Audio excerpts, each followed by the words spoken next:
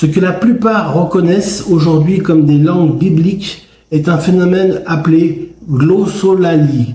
C'est essentiellement un non-sens alimenté par l'émotion et le théâtre. Oui, je pèse mes mots.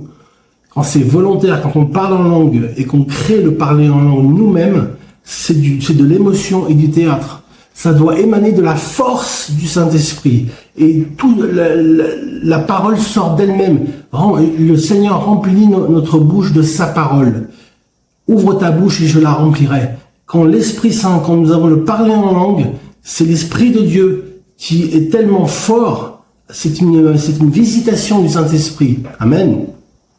Alors, c'est là ici la différence entre le parler en langue, qui est partiel et qui ne doit pas être spontané, qui est spontané, qui ne doit pas être volontaire.